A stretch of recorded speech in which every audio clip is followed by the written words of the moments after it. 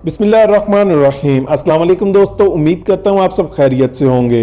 दोस्तों अभी सऊदी वजारत दाखिला की जानिब से जद्दा में दोबारा से 15 दिन के लिए कर्फ्यू का आगाज़ कर दिया गया है और इसका टाइम टेबल भी तब्दील किया गया है। इसके साथ कई तरह के कामकाज जो पहले अलाउ कर दिए गए थे, अब उन पर दोबारा से पाबंदी लगा दी गई है कि वो कर्फ्यू के टाइम काम नहीं कर सकते।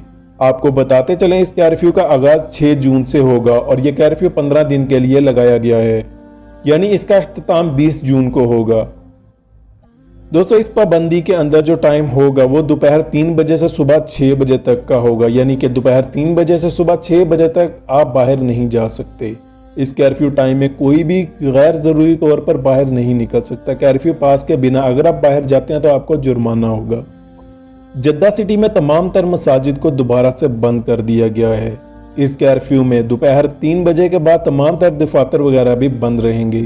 इसके अलावा रेस्टोरेंट में अंदर बिठाकर खाना खाने पर भी पाबंदी होगी, लेकिन इस दफ़ा जद्दा सिटी के अंदर दाखिल होने या बाहर जाने पर पाबंदी नहीं होगी। लेकिन कर्फ्यू टाइम के दौरान आप जद्दा सिटी के अंदर ना तो बाहर जा सकते हैं और ना ही अंदर दाखिल हो सकते हैं। कर्फ्यू टाइम से पहले यानी कि दोपहर 3 बजे से पहले आप जद्दा सिटी में दाखिल भी हो सकते हैं और बाहर भी जा सकते हैं। ये पाबंदी 15 दिन के लिए होगी।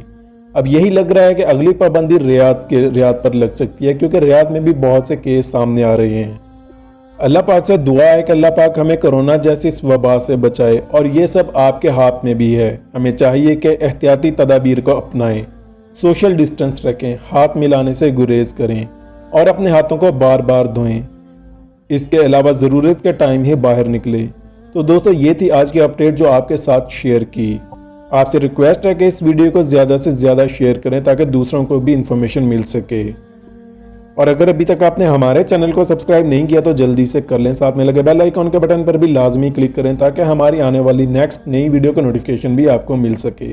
अपना बहुत सारा ख्याल रखिएगा। टेक केयर एंड अल्लाह हाफिज़।